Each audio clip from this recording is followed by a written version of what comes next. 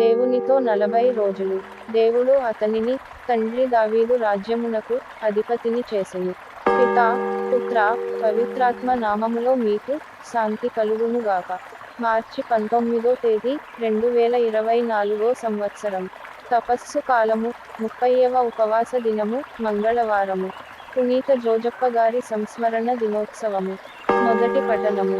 సమూయేలు రెండవ గ్రంథము 7వ అధ్యాయము 4 నుండి 5, 12 నుండి 14 మరియు 16 వచనములు. కాని ఆ రాత్రియే ప్రభువు వాక్కు నాతానుతో ఇట్లు చెప్పెను.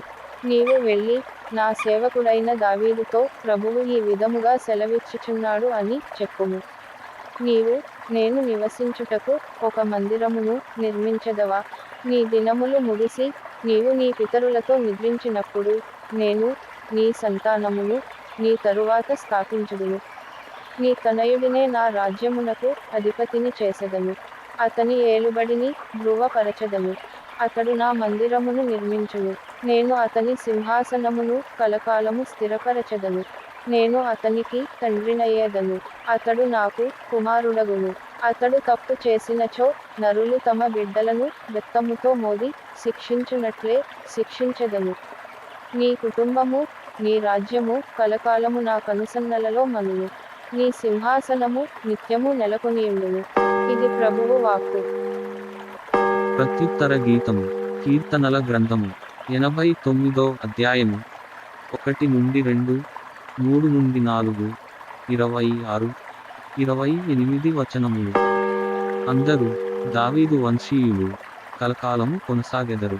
ప్రభు, నేను నీ కృపను ఎల్లప్పుడూ గానము చేసెదను. నీ విశ్వసనీయతను రాబో తరములన్నిటికీ నోరారా ఉగ్గడించెదను.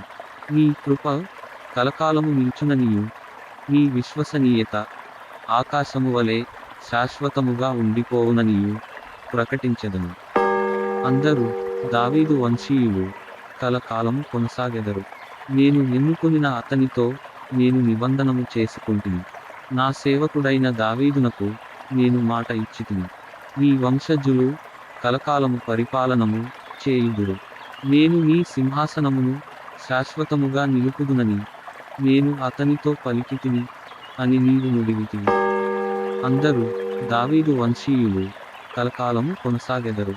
అతడు నాతో, నీవే నాకు తండ్రివి, దేవుడవు, రక్షణ దుర్గము అని చెప్పుకొనును. నా స్థిరమైన కృపతో అతనిని నిలబెట్టుదును.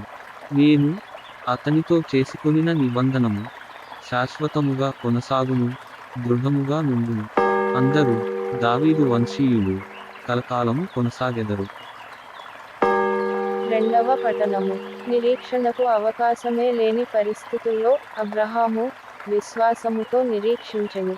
అపోస్తలుడైన పునీత పౌలుగారు రోమా ప్రజలకు వ్రాసిన లేఖ 4వ అధ్యాయము 13వ వచనము, 16వ వచనము నుండి 18వ వచనము వరకు మరియు 22వ వచనము. అబ్రహాము సంతానము ఈ ప్రపంచమును వారసత్వముగా పొందుదురని దేవుడు వాగ్దానము చేసెను.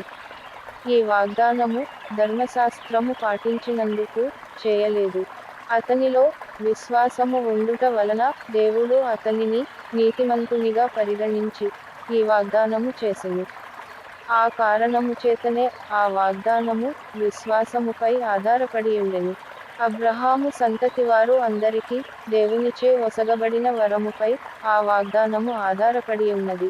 అది ధర్మశాస్త్రమునకు విధేయులగు వారికి మాత్రమే కాదు, అబ్రహాము వలె విశ్వసించు వారికి కూడా అది వర్తించును. ఏలయన అబ్రహాము మనందరికీ తండ్రి కదా. అనేక జాతులకు నిన్ను తండ్రిని చేసితిని అని వ్రాయబడి ఉన్నది. దేవుని దృష్టిలో అబ్రహాము మన తండ్రి. మృతులను పునర్జీవితులను చేసి ఒక్క మాటతో శూన్యము నుండి సృష్టిని కలిగించిన ప్రభువు నందు ఆయన అచంచల విశ్వాసము కలిగి జీవించెను. నిరీక్షణకు అవకాశమే లేని పరిస్థితిలో అబ్రహాము విశ్వసించి నిరీక్షించెను. కనుకనే ఎన్నియో జాతులకు తండ్రి ఆయను. నీ సంతానము ఆకాశము నందలి నక్షత్రముల వలె ఉండును అని చెప్పబడినది. ఆ కారణముచే విశ్వాసము వలన అబ్రాహాము దేవునిచే నీతిమంతుడుగా అంగీకరింపబడెను. ఇది ప్రభువు వాక్కు. సువిశేష పఠనమునకు ముందు వచనము. ప్రభువు మందిరమున వసించుచు ఎల్లవేళలా ఆయనను స్తుతించువారు ధన్యులు. హల్లెలూయా హల్లెలూయా. సువిశేష పఠనము. ప్రభువు దూత ఆజ్ఞాపించినట్లు యోసేపు తన భార్యను స్వీకరించెను. అపోస్తలుడైన పునీత మత్తయి గారు వ్రాసిన పవిత్ర సువిశేషములోని భాగము. ప్రభువా మీకు మహిమ కలుగునుగాక. 1వ అధ్యాయము 16వ వచనము 18వ వచనము నుండి 21వ వచనము వరకు మరియు 24వ వచనము. మరియమ్మ భర్తయగు యోసేపు యాకోబునకు జన్మించెను. మరియమ్మకు క్రీస్తు అనబడు యేసు జన్మించెను. యేసుక్రీస్తు పుట్టుక రీతి ఎట్టిదన. ఆయన తల్లి అయిన మరియమ్మకు యోసేపుతో వివాహము నిశ్చయింపబడినది. కానీ వారు ఇరువురును కాపురము చేయకముందే పవిత్రాత్మ ప్రభావము వలన మరియమ్మ గర్భము ధరించినది. ఆమె భర్తయగు యోసేపు నీతిమంతుడగుటచే మరియమ్మను బహిరంగముగా అవమానింప ఇష్టము లేక రహస్యముగా పరిత్యజించుటకు నిశ్చయించుకొనును. యోసేపు ఇట్లు తలంచుచుండగా ప్రభువు దూత కలలో కనిపించి, దావీదు కుమారుడవగు యోసేపు, నీ భార్యయైన మరియమ్మను స్వీకరించుటకు భయపడవలదు. ఏలయన ఆమె పవిత్రాత్మ ప్రభావము వలన గర్భము ధరించినది. ఆమె ఒక కుమారుని ప్రసవించును. నీవు ఆయనకు యేసు అను పేరు పెట్టుము. ఏలయన ఆయన తన ప్రజలను వారి పాపముల నుండి రక్షించును అని చెప్పెను. నిదుర నుండి మేలుకొనిన యోసేపు ప్రభువు దూత ఆజ్ఞాపించినట్లు తన భార్యను స్వీకరించెను. ఇది క్రీస్తు సువిశేషము. క్రీస్తువా మీకు స్తుతి కలుగునుగాక. సువిశేష పఠనము ద్వారా మన పాపములు క్షమింపబడునుగాక. ఆమేన్. ప్రార్థించుదము. విశ్వాసము మాత్రమే ప్రమాణముగా మా పితరులను దీవించిన తండ్రి, మీ అమితమైన ప్రేమతో మా తప్పిదములను మన్నించి మీ ప్రియకుమారుని మా రక్షణార్థమై శిలువ బలియాగమొనర్చిన తండ్రి, మీ కృపా కనికరములు మాకు చాలును. అబ్రహాము వలె మొక్కవోని విశ్వాసము కలిగి మీ యందు ఫలించు భాగ్యమును మాకు ప్రసాదించండి. ప్రభు మా పిల్లలు రాస్తున్న పరీక్షలలో ఉత్తమ ఫలితాలు పొందుటకు అవసరమైన జ్ఞానమును జ్ఞాపకశక్తిని దయచేసి సహాయము చేయండి. మా ప్రభువును మీ కుమారుడును అయిన యేసుక్రీస్తు వారి పరిశుద్ధ నామములో అడిగి వేడుకొనుచున్నాము తండ్రి. ఆమేన్.